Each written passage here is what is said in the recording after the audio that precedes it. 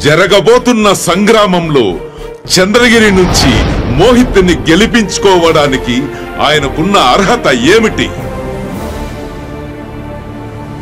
పుట్టింది రాజకీయ కుటుంబం, పెరిగింది పేద ప్రజల మధ్యలో. అతని క్వాలిఫికేషన్ ఎంఎస్ లండన్. వయస్సుకు తగ్గ ఆనందాలు సంతోషాలు వదిలి ప్రజాసేవే లక్ష్యంగా ముందుకొచ్చిన మహోన్నత వ్యక్తి.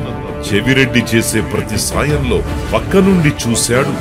నేడు చెవిరెడ్డికి ప్రతినిధిగా ఎదిగాడు చెవిరెడ్డి మోహిత్ రెడ్డి.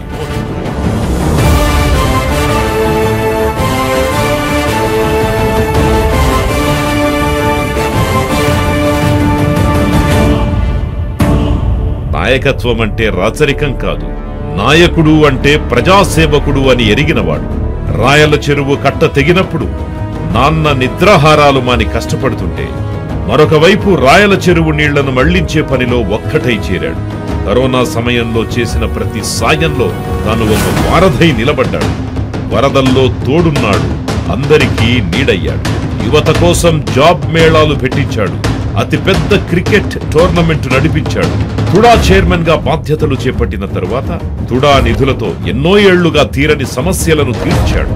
ఇదంతా అతని రాజకీయ అనుభవం అయితే, అపకారికి సైతం ఉపకారం చేయడం అతని నైజం. కష్టాల్లో ఉన్నవాడు ఎదురుపడితే అది తక్షణమే తీర్చాలి అనే గుణం, స్థాయి చూడకుండా పెద్దలందరి ఎదుట ఒదిగి ఉండే అతని ఔన్నత్యం, ప్రత్యర్థులు ఎదురుదాడి చేస్తున్న ఉడుకు రక్తాన్ని అణచే మౌనమే అతని ఆయుధం. ఇప్పటి వరకు ఒక్క మచ్చ లేకుండా బతకడం అతని గొప్పతనం. రాజశేఖర రెడ్డి పక్కన నిలబడ్డాడు. జగనన్న పాలనను చూశాడు. చెవిరెడ్డి చేతిలో చెక్కబడిన గొప్ప శిల్పమతడు.